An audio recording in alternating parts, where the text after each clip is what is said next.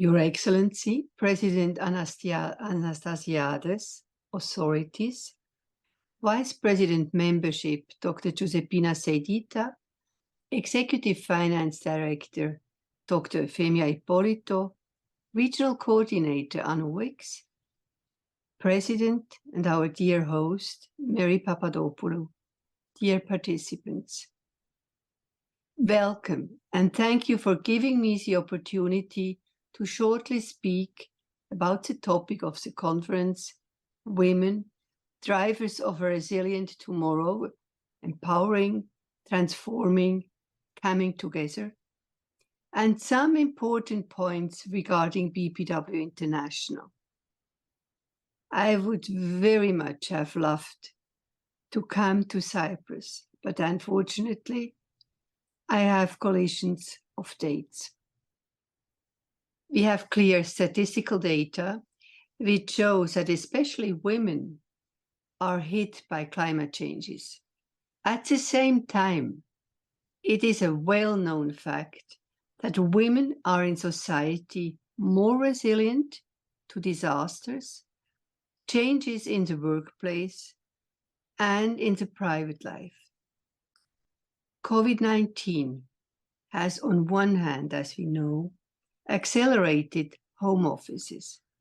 On the other hand, also burdened women with more double tasks of care work in the family and professional activity at home. The need to engage, to empower women is imminent. BPW International has concluded a global memorandum of understanding with UN Women to become more active in the sector of business incubators, of information desks, and exhibition facilities for women businesswomen. We will support each other in these matters around the world. Soon, you will hear more about it in the newsletter of BPW International. At the moment, BPW International is about to remedy a legal weakness.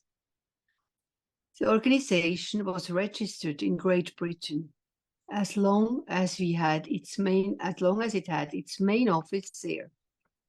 Selling our property in Battersea, London, meant that we lost this registration. At Congress in 2011, approximately 10 years after selling the property, the members of BPW International decided that we should be registered in Geneva, the place where BPW was founded. Unfortunately, the registration was done at an office which takes care of NGOs accredited at the UN, but has nothing to do with the Registry of Commerce. Due to new anti-money laundering laws, which request from NGOs of our size to be registered in a Registry of Commerce, the organization is at the moment in a weak position. We need to respond to the anti-money laundering laws with a registration by July 2024. Moreover, a registration number is indispensable for the funding of projects as well as for legal cases. Let's take the example of an accident happening during a conference or an international congress. The hurt person is accusing BPW International of negligence, let's say. In this case, he would not even be able to engage a lawyer.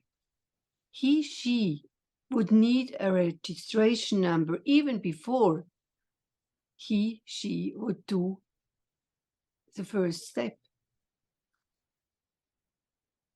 To remedy this uncomfortable situation, the International Executive has accepted unanimously at its face-to-face meeting in October in the Swiss Alps a motion to ask the International Board to vote for an extraordinary General Assembly in which the amended constitution should be discussed and voted upon.